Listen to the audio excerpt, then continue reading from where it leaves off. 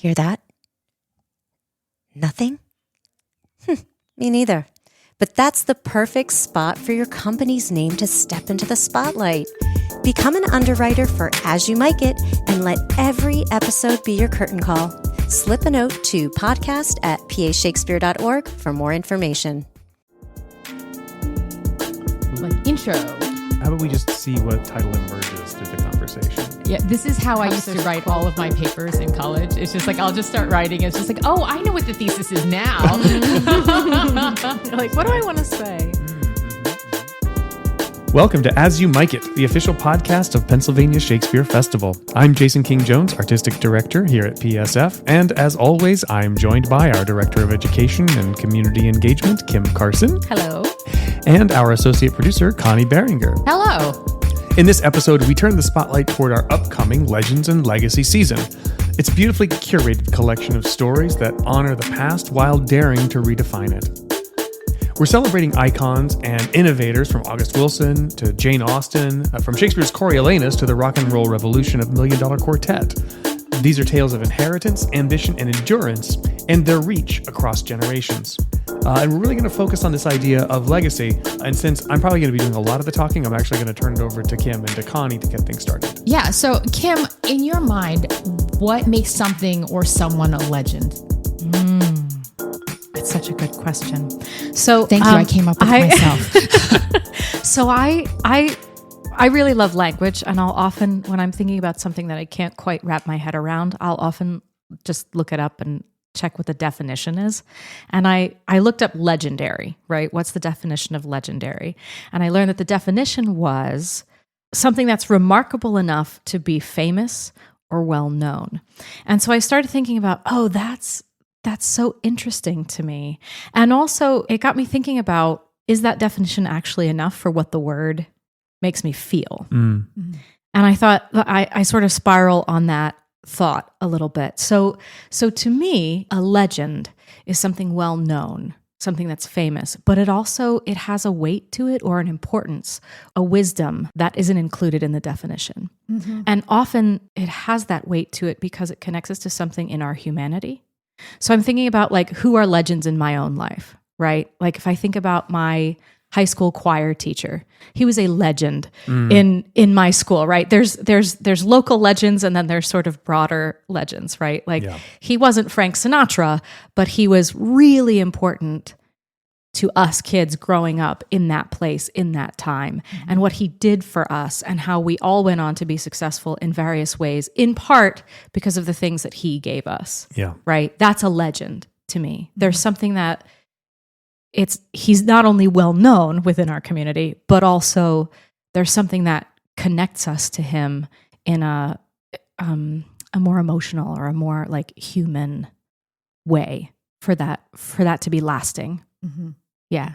Yeah, that's a very positive way of looking at it. I mean, I think when I think of legends, I also think about stories that are told around a person or around an idea or around an event, whether they were, moments in history that now we always talk about, the Midnight Rite of Paul Revere, and the story that kind of gets told over and over and over again. So that's what I think of when I think of legends. And I think of, your mentor. It reminds me of a similar mentor experience that I had. Like, this guy was a legend for our community and in our peer group of people who are always going to go back. And when we get together, we'll be talking about, just like you, talking about your theater director, talking about that person that mattered to you all. It was a legend for you. And the way that you keep that legend alive is you tell that story over and over again. It's this, so I also learned from the dictionary that the word's root in Latin is legendarius, right? Or legenda, which means to be read. Yeah. So it links us to that storytelling. I think that's why I find storytelling is like a big thing that links us to our humanity, right? And our history, our ancestors, all of that. And so storytelling to me, I think that's why I link legends to our humanity, because it is this, like you were saying, Jason, it's that storytelling element, the stories we tell around people or this thing or this event that becomes legendary. Yeah. Well, I was kind of wondering, when I think about legends, I think about what you were saying, where it is part of this oral tradition, where these stories around a person or around an event grow and grow with time, and they become more interesting and more miraculous and more sometimes far-fetched. And I think about the time we're in right now. Sure. Where does the time we're in right now lend itself to the creation of legend? I was thinking about when you and I were growing up, Jason and I were growing up, and we didn't have the internet where we could double check on things. So we heard something from someone's older brother or someone's older sister told us about someone who was in the back seat of a car or something like that. And there was like ghosts and things like that. I like the urban legend. The urban legends and things like that. Yeah. It's so funny when you think of, when you go to legends, you think of urban legends. When I think of legends of my childhood, I'm like, oh, Mr. T. I used to draw pictures of Mr. T all the time. Yes. He was epic for me. He was epic. He never pitied the fool. My brain does go to urban legends because I think, there were all of these stories that we had growing up and we couldn't fact check any of these things, but they grew and grew. And I venture guess to say that all of us had these similar stories that we heard from someone's older brother or older sister that somehow went across these different geographic divides and they made it to us and they made it to all these places. And we had these ideas, but now where we can fact check and we can look into the internet to see, is something true? Does it lend itself to the creation of these legends? Not just about, a random hitchhiker, but also about, these marvelous people. Do we have these modern legends? Yeah. Well, let's talk about that then. So we talked about legends now a little bit. What about legacy? What does that mean to you? I totally want to talk about legacy, but I think that I want to keep going on with the idea of storytelling a little bit, Kim. I think in having a legend, right, what you're talking about, Connie, is that for legends to continue to exist, we have to continue to tell the stories. And one of the things that you're positing is that because of the way that stories are often told now, or that our kind of history gets relegated to some kind of digital archive, that these stories might be kind of getting thinner if we're not continuing to find ways to tell the stories. And that it's through a bit more of not analog, but a bit more of a human-centric storytelling process that keeps those legends alive. I'm thinking about working with the college-age students that I just did on the production of Fantastics that I directed for Act 1. We reached that milestone of September 11, and I'm looking around at these students who, for all of them, it was a moment of that they studied perhaps in current events, or that maybe their parents told them at certain points, but none of them actually were alive in 2001 when it happened. And so it almost felt like it was imperative on those of us who did live through that experience to say, this is the human cost. This is what happened. I mean, we're talking about trying to have a collective understanding of history a little bit, but it's through the storytelling. It's through I knew these people that are no longer here, and this is why this thing mattered, and this is what our worldview was on September 10. And where we thought we were in the world, and then how it radically changed. Yeah. And it's only really through storytelling and through kind of connecting with humans that we can actually keep those kinds of stories alive, so that we're creating some semblance of a contemporaneous history of our lived experience in our own culture and our own community.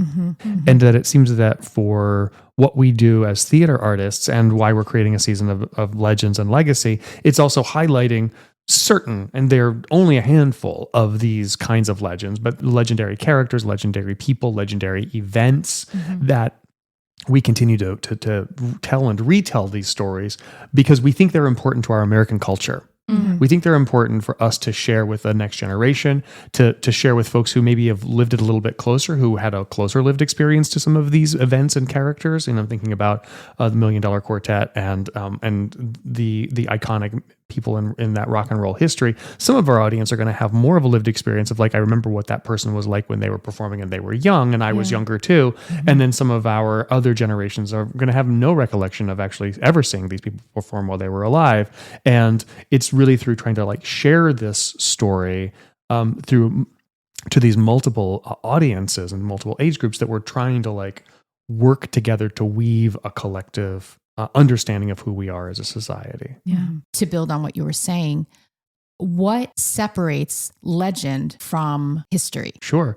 legend is in the stories that we tell. And history can also be debatable. History's in the hands of the winners, but it's the losers who create the songs. So there's sometimes, and that is not my idea. That is a quote that someone else came up with, and I cannot recall who actually said it, but I heard it recently. So history can also get lost in dates and facts and campaigns and eras. Legend is in these individual stories about people and how people changed a community or a society or a culture or a nation.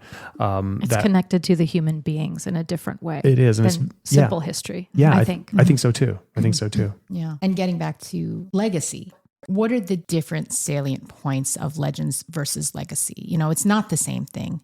People a lot of times do use it synonymously, but they are two very different paths when we think about legacy, when we think about legends. I didn't look up the definition to this one. Damn it, Kim. I think because I feel like I have a closer understanding of what legacy actually is.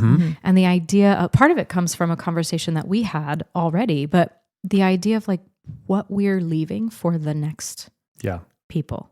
What we're leaving for the next generation, what we're leaving for the folks next year, what we're leaving for, when we are future ancestors, right? And again, I think it is connected through storytelling and through humanity. But I think legacy can also be really practical things, like an inheritance, like literally the money that you leave behind, or a building, a library that you build with your name on it, right? That can be legacy as well. Yeah, of course. But I like the emotional side of legacy. I'm really drawn to that of like, what are we leaving for the children? What are we leaving for what's next? Well, there's a sense, sorry, Connie, there's a real sense in tying these two words together that, they're alliterative. It's nice that they both start with L. Isn't that lovely? But that one is about the past and one is about the future. And where we sit is, in that ever immediate, ever evolving, ever changing present. And that in order for us to carry forward into a future that is a future that we hope to shape and be positive and better for the world and for the community, we draw from those legends that we think are important to us and share them. And then we ourselves then hope to then carry forward what our legacy is a better community, a better set of artists, stories that have some impact that matter into the future as well. And that we, as a member of this artistic community, as a member of the Greater Lehigh Valley, it's part of our responsibility to also take full positive advantage of the resources that we have been given and that we are continuing to be given to then craft a season of stories that then make the community better through our effort. We are a nonprofit and we really are, it is the community that we are responsible to. They are our biggest stakeholders. The Sales University and all of our contributors and everybody who comes here are the people who have some ownership stake in what we do, and that we owe it to the community to be able to make it better and leave it better than how we found it. And so when I think of this kind of season of legends and legacy, when I think of all of the anniversaries that we have mentioned before, our 250th birthday of the signing of the Declaration of Independence, so we're kind of calling it our birthday, that will be in the midst of next summer, in the summer of 2026.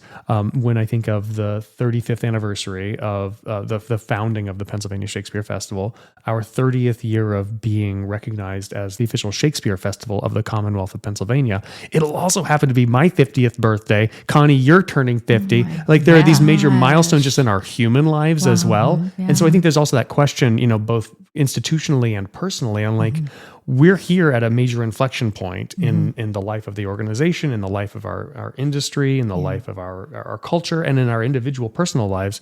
And now what are we going to look forward to into the future, and how are we going to make sure that our future is better?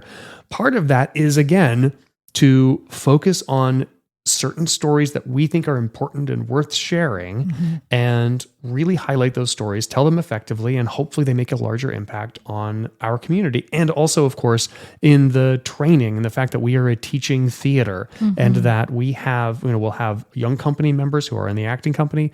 We will have interns, both working backstage and in the box office and at admin, that are working side by side with career professionals. And we're creating these these experiences for all of these young professionals, about 30 of them roughly, who are earlier in their career, to get hands-on real world experience with experienced theater professionals, so that the legacy of the work that we do can be carried on by those when we aren't going to be here to do it. Right. Mm-hmm. Mm-hmm. So it's all kind of a piece. We really can't focus on the legacy without focusing on the legends. Mm-hmm. And if we don't focus on legacy at all, then what's the point of reiterating all of these legendary stories and these characters from our legendary past? I love too that we've spent so much time and energy on expanding our education programs here. Yeah. Also talking Yeah. about legacy, Yeah. right? Like from littles to, little bigs, like high school, Sure. middle school age. Yeah.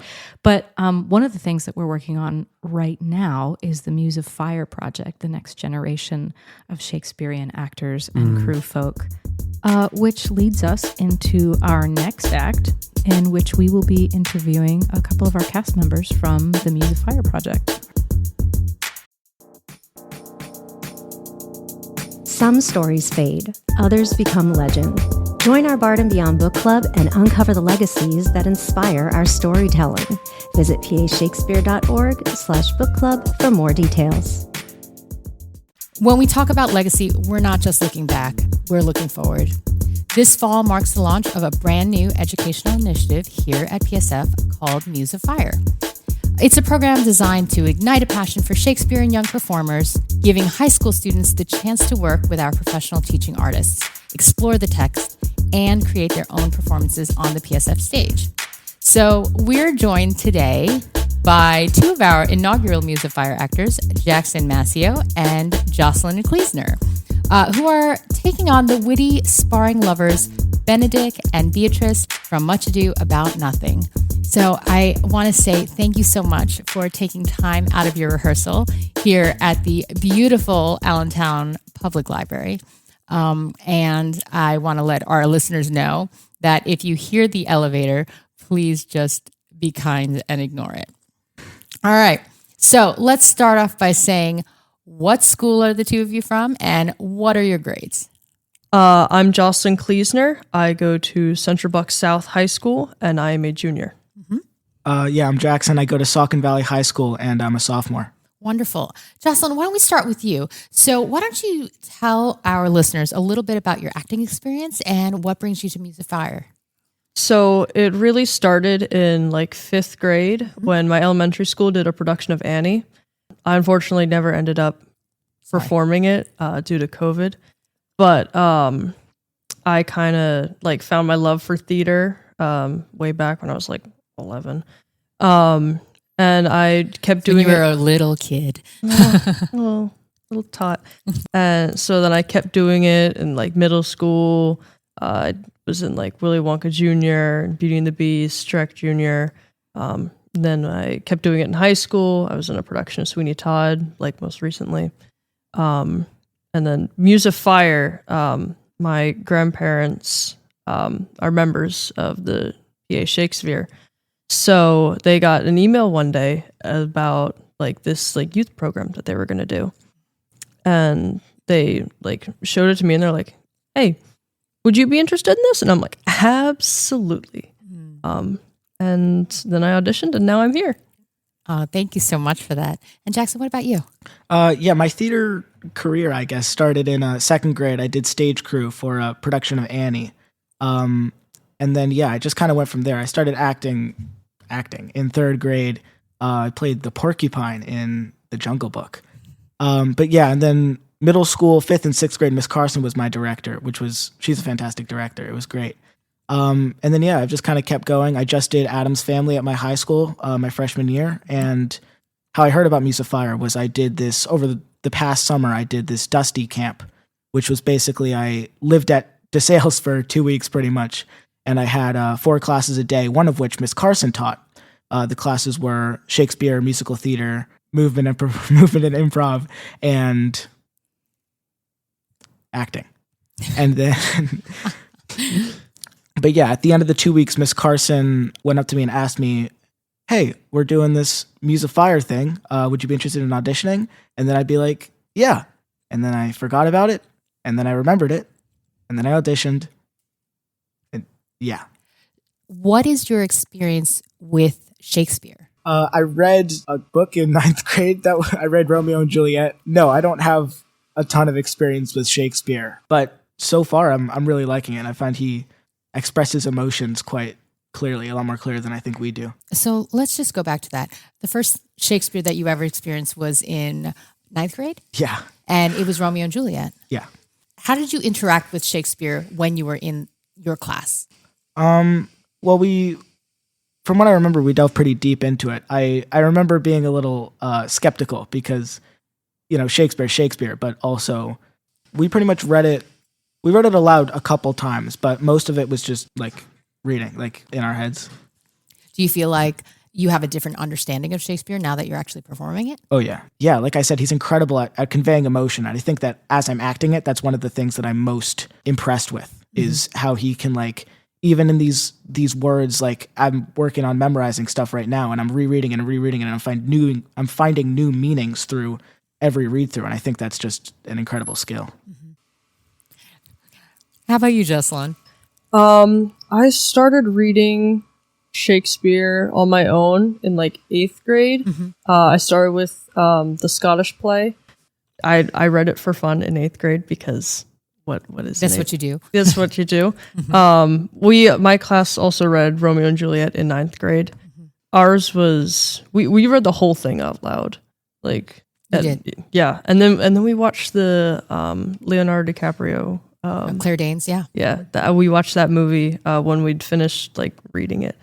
And I'd always like really enjoyed Shakespeare, so it was really nice to actually like get to like study it more in depth. And I've continued reading Shakespeare ever since. I own all of his books in like paper copy. Yeah, it's like a huge section of my shelf is just Shakespeare. Sure. Yeah. You might have read more Shakespeare than I did. Maybe. Maybe. Who knows? Who knows? Do you have a favorite? Probably Hamlet. Yeah. Yeah. Did you get a chance to see Hamlet? I did indeed. Yeah. I did. Yeah, Yes, so I enjoyed it. you two are doing maybe two of the most beloved characters in all of the Shakespeare canon. How does that feel? Like a big responsibility. Like I at least I'm putting a lot of, I guess, pressure on myself to have like a good like end product. Because I'm like a perfectionist, so I'd have like I've seen movies, I've seen other productions of Much Ado About Nothing because I did a little bit of research before this. I feel like it's sort of a big responsibility, but also I'm having fun with it. So like, which I feel is the important part, that as long as I'm having fun with what I'm doing, that's sure. I mean, yeah, it's not to diss Shakespeare. I had never heard of these characters before. That's it. Get out. The elevator's right there. Yeah. No, Benedict he's a fantastic character. I really, really like him. And I'm having a ton of fun acting him. But yeah, it is a lot of pressure. But I'm working to take it in stride, and pressure makes diamonds, it sounds silly. Well but, said. No, well said. It's high stakes, but then again, you got to rise to the occasion and strut. Well done. Yeah, you got to start with your Benedict. Oh yeah. Yeah, it's definitely. I think that when I think about Much Ado, this was always one of my favorites because it's so much fun. Are you having fun with this? Yeah. Oh yeah. Yeah. Yeah. Tell me, what are some of the most helpful, interesting moments that you've experienced so far during rehearsals? I mean, I do really enjoy when Carson, when she'll like look at like a specific scene and she'll be like, what do you think that these characters are thinking? She lets us decide a lot of the time of how we think these characters are acting, how they're feeling, like what's their like motivation behind what they're doing. And it gives like a lot of freedom, I feel. I enjoy that freedom. Yeah, I mean, Miss Carson's an incredible director. It's hard to pick out a distinct moment, but there's a scene, I believe it's Act 3, Scene 2, where I start off with a monologue, stuff happens, no spoilers, and then I have another monologue. And working through those, I've always had fun with big monologues, especially with a lot of beat shifts, and Miss Carson's been walking me through that incredibly. Like Jocelyn said, there's so much freedom, but at the same time you still feel that support. And I think I've been having so much fun, and I can't wait. So aside from the text, how do you think that this experience is different from your other acting experiences? It's a lot more, again, because I have so much freedom with the characters. Yeah. Because Shakespeare left, to be honest, like a lot up to interpretation. Like we can interpret the text more or less how we want to, because there's like barely any like stage directions or like, and there's no like specific way like tone like written into the text that we can really like play with it. And it's a different experience to what I'm used to doing, because there's a lot with other plays and things that I've done. It's a lot stricter. It's a lot more like this person is specifically feeling this or their motivation is this. But with Shakespeare and just this in general, it gives me a lot more like it makes me think about the characters. I really get more into the characters. Sure. Yeah, I mean, how it's different from my other acting experiences. This is my first show that I've done outside of my school. Okay. So it's been a fun little roller coaster. But yeah, it's just a lot more planning and groundwork because it's a bigger show and I have more responsibility thrown on me, which I like. And it's a lot more like, just today I was eating a banana and I realized, oh, I have to go because I forgot that I can walk up to my school, but I can't walk here. It's like a 30-minute drive. But yeah, it's a lot more responsibility that's thrown on you. And it's a lot, like I said, it's higher pressure, but makes for a better show. Sure. Absolutely. Absolutely. Do you feel like the rehearsal space is different from your previous experiences? Yeah. Like one of the plays I did last year, we did like a 1-act kind of thing. Yeah. Because we had several 1-acts going on at the same time. Like only one group got to actually use the stage. So we were just kind of thrown into like, it was one of the English teachers' classrooms. We had like pushed all the desks into like the corner and we'd, act out our little comedy thing. And it's similar to this. I mean, we had a lot less space in like the English classroom. It's a similar sort of feel because it has the, like it's a stage, but it's not really a stage. Like we've made the stage. Absolutely. Yeah. It's a lot different for me too. I think it's a lot. I mean, I've always worked on a stage. I've never been like on the floor and with like chairs as props, which I'm really enjoying. It's a lot more, I think it embodies Shakespeare because like Jocelyn mentioned earlier, there's not a lot is left up to interpretation. And I think that's embodied incredibly by the space because you use this chair as a pedestal 1 second and it's a snack cart the next second. And I think it really just allows for all that more freedom. Let's think about this. Shakespeare wrote this, 400 years ago? Why do you think his plays still connect? Well, I feel they like encompass so much of like sort of like what it means to be human. Like especially in this show, it shows all of the like all the different aspects of love. You have like the like platonic love, the romantic love, the like lustful love, all those types of like emotions. You also have the power of like the patriarchy and those types of ideas, and which a lot of those still apply today. And I feel that because like a lot of those messages still like ring true, that a lot of people can still find like meaning in all of in this like archaic language, that they can still find meaning and it still resonates within people. Sure. How about you, Jackson? Yeah. I mean, I really think that Shakespeare's still around is because his stories they're really timeless. Sure, people might not be watching Hamlet, but they're watching The Lion King. Like Taming of the Shrew might not be super popular, but 10 Things I Hate About You is too. And I think that's the beauty of storytelling is they can be retold and revamped, and that's kind of what we're doing here at Muse of Fire. Is the show is Much Ado About Nothing, but we're making fun choices. We're singing Hooked on a Feelin', like just for an example. Playing electric guitar, like. But no, I think his stories and his characters are incredible and they're timeless, and I think that's why he's still around. Absolutely. Have you experienced any moment that says, yes, this is why I want to be an actor? Do you want to be actors? Is this your ultimate end goal? Is this the end game for the two of you? No. Where do you see yourself going after this? No, I want to be a veterinarian. Oh, so this is just you're an enthusiast. This is a hobby. This is a hobby. Is this a hobby because you like acting, or is this a hobby because you like Shakespeare? Yes. Yes, and Yes, and yeah. How about you?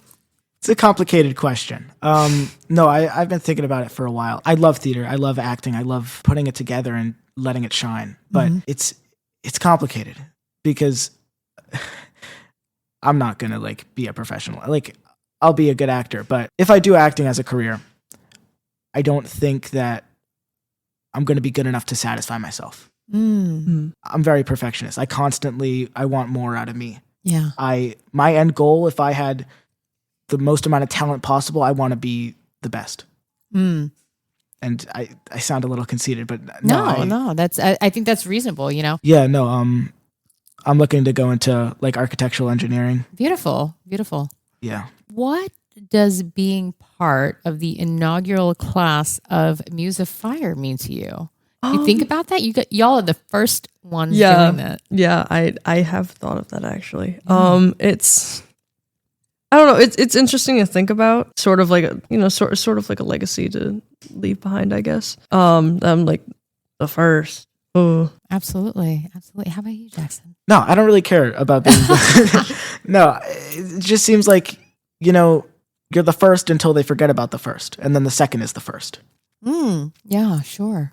I don't think it matters. I think what matters is going out on that stage and performing and feeling that feeling that you're never going to feel again.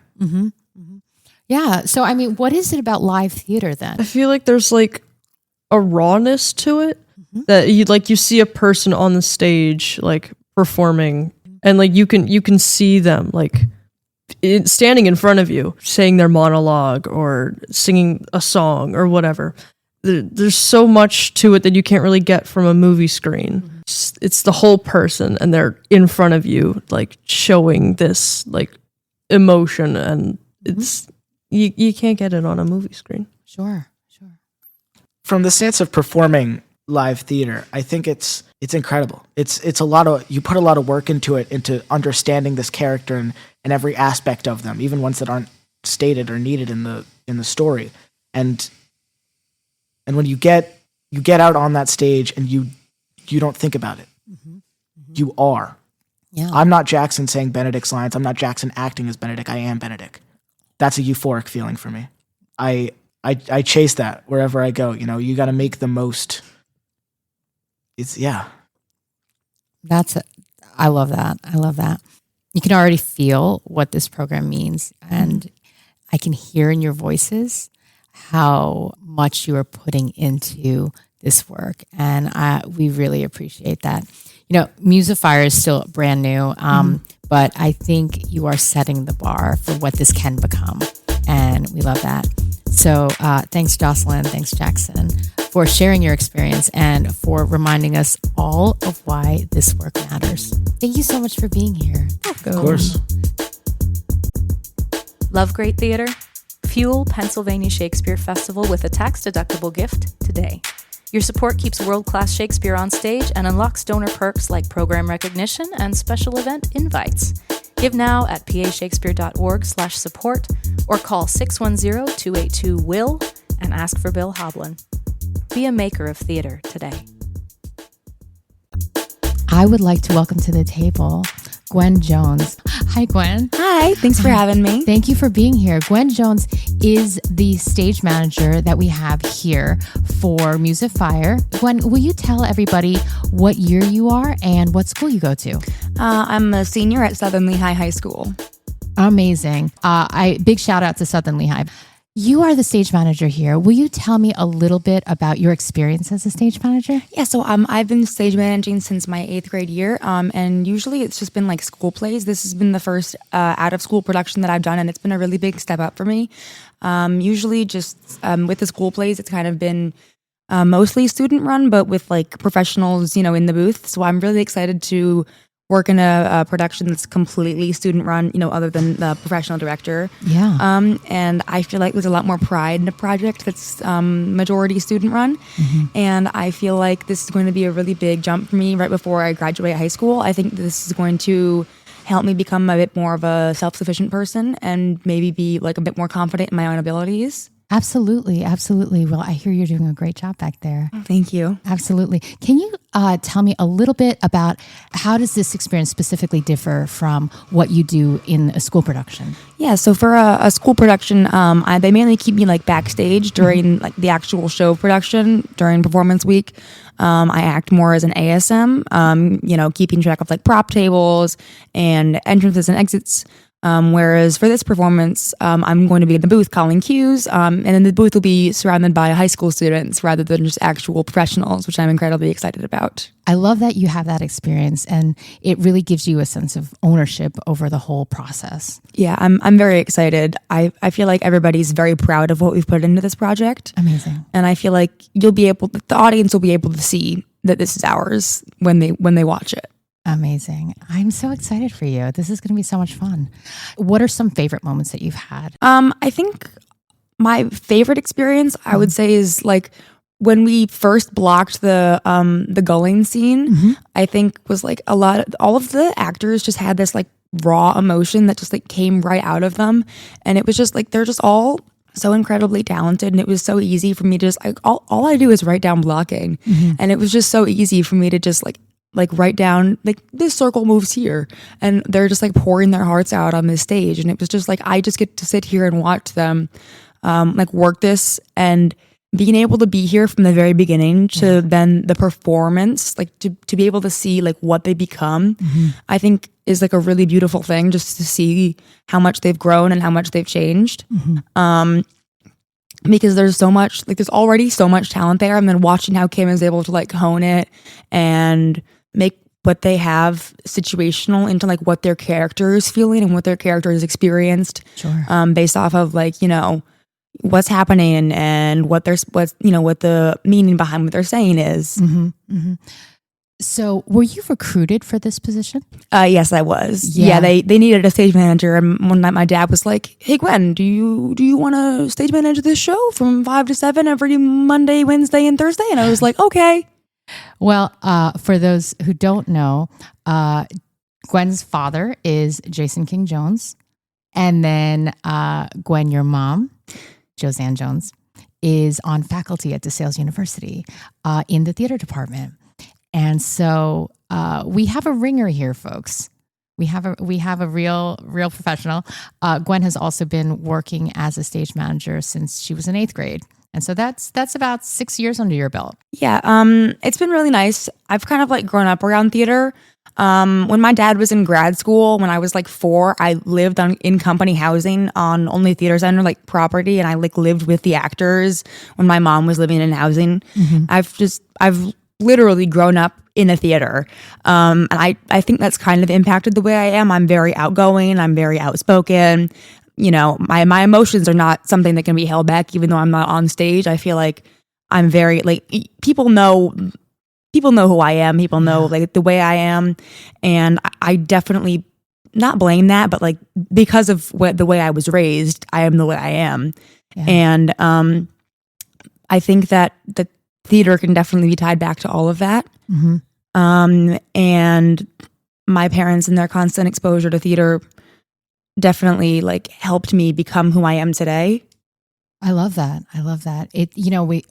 We only have a couple more minutes because they're actually going to kick us out of the library. And so I'm going to go right up until the end of it.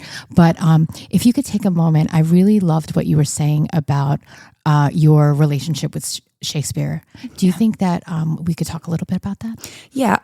So I think that most teenagers don't really read a lot of Shakespeare for fun, but I think I've definitely read and seen more than most of my friends, most of my classmates probably have, just because of my parents and their connection to it, and going to see the shows that my dad has directed, going to see the shows that my mom has stage managed, and just like wanting to support them in their art has made me more exposed to it than the average 17-year-old girl would be. Sure. And I just think because of that, like I've automatically become more exposed to it. And I mean, I read for fun, not that I read Shakespeare, but I have noticed that like Shakespeare, like when I am reading it, like the words that Shakespeare writes are very profound. There's always a meaning behind the words. Yeah. And you have to actually take the time to sit with his words and think about what he's writing underneath it. And I just think it's incredibly important that people actually pay attention to, the meaning behind the writing. Absolutely. Well, Gwen, I think we're going to have to wrap this up. I want you to come back. I really value your voice in this project and your voice in the booth, making sure that everything is staying on track. Thank you so much for being here. Thank you. Kim, it was really wonderful speaking with the Muse of Fire Project. They're pretty great. They're fantastic. And so let's give everybody a little peek behind the curtain. Behind the curtain. That's right. A peek behind the curtain. And if you can tell us a little bit about how you cast Jackson and Jocelyn, because they are fantastic and they're such wonderful young actors. And I was so excited meeting them and learning about them. Mm-hmm. So let's start with Jackson. How did he come into this production? I think I have to talk a little bit first about sort of how this program is designed. And because this is our first year, we really didn't know what to expect. We didn't know if we were going to get 500 kids auditioning or 5 kids auditioning, or, what their interests would be, or what they would be like, or would they be musicians, or would they, we really didn't know what to expect, because this is the first time we're ever doing this. And there'll be a bit of question marks every year, I imagine. We'll never know exactly who we're going to get. So with that in mind, I sort of thought, I really want to build this production around who we have in the room, mm-hmm. who, rather than trying to fit square pegs in a round holes or something like that, we're going to say, these are the people we have, and how do they fit together in this story? Who's going to be best for each of these characters? And so Jackson came in. Jackson is from Saucon Valley High School, and I actually know Jackson from I taught Jackson this past summer at Dusty, the DeSales University Summer Theater Institute. He was in my class, and I think that's how we found out about the Muse of Fire Project and why he auditioned for it. But I also knew Jackson from my past when I was directing at the middle school and elementary school at Saucon Valley a number of years ago. He was much smaller. Yeah, he was younger. He was little. Then. He was a little. And he played the frog in Honk. And he played the king in Cinderella back when we did those. And even as a little, he had such a sense of humor and such a presence about him and a charisma. And he was super game for everything in those rehearsals. And he was kind to everybody. And I just thought, this is a great person to have in the room. Mm-hmm. You want an actor like that in the room. And then he came in to the audition, and he was prepared, and he had made choices with the work, and he actually came in originally for Claudio, right. I believe. Mm-hmm. But based on his audition, I said, can you take just a few minutes and look at Benedict for us? Mm-hmm. Can you take a look at that? And then, of course, he took the few minutes, and he came back in, and it was just great. And he's likable, and he's got a great presence, and he understands the language, and he was making choices with it.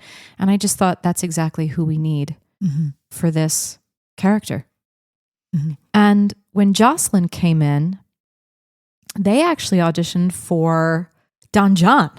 Oh, I think originally. Yeah. And there they was wanted to be the bad guy. Yeah. And there was, and there was a sort of, what's the right way to put it? Like a flat wit about their portrayal that I thought, wouldn't that be interesting if that was Beatrice? And so we had a little conversation about that. And again, I said, why don't you take a few minutes and take a look at the side and come back in. And then when Jocelyn came back in, I just thought this would be such a fun, witty, and sort of different Beatrice from what I'm used to seeing, which was really stood out to me and really made me, like, I heard some of the language differently than I had heard it before. And mm-hmm. this is a play that I know really, really well. And so anytime that happens, I get very excited. And so we talked a little bit, and then I learned Jocelyn also plays a few instruments. Mm-hmm. And one of those instruments happens to be electric guitar. Okay. And also bass guitar. Mm-hmm. And then I started learning as other folks were coming in that the young person who's playing Hero, they're a really great singer.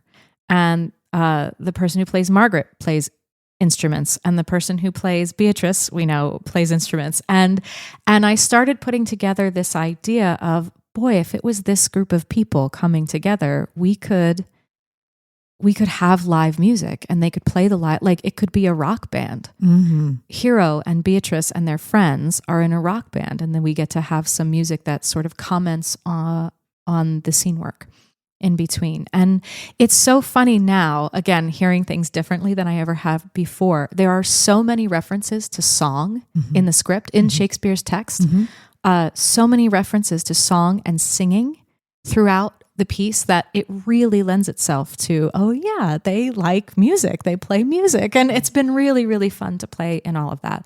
But that is how Jocelyn and Jackson ended up being part of it, just by being sort of awesome people and coming in and doing something a little different. Yeah. Let's talk a little bit more about Jocelyn if we can. When I was listening to Jocelyn do the work of Beatrice, they brought this really cool sarcasm to the role in a really kind of Gen Z kind of way. Yeah. And I have to admit, I wasn't expecting that. They had this really almost a jaded read on the role of Beatrice. That was something that was important. I love that you say Gen Z. That was something that's important to me in this project in particular, because we are working with high school students. We are working with young actors and young crew folk. I wanted the play to feel modern. I want young folks who are studying Shakespeare to realize that this is for them. These stories are for them. They can connect to these characters. They can find stuff that they latch onto, and these characters are feeling the same feelings they feel and going through some of the same things that they go through. Maybe not with kings and queens and lords and dukes and such, but we all know what it is to have our hearts break. We all know what it is to be desirous of something. We all know what, these stories, I've talked about it so many times, are so transcendental. They belong to all of us in all times, and I really want to make that clear with our young actors. And Jocelyn brought a modern sensibility and played the character as a modern person. And that really appealed to me as well. And I think all of our actors are doing that. I'm encouraging them to use their own voices, in a real way. Well, let's talk a little bit about the Muse of Fire Project specifically. What I find interesting in the description of the Muse of Fire Project is that we're really focusing on the idea of giving high school students a professional experience. And you have been an educator in the school system, and you have worked with high school level kids before. What are you bringing that's different from a high school production into this idea that they're doing professional theater?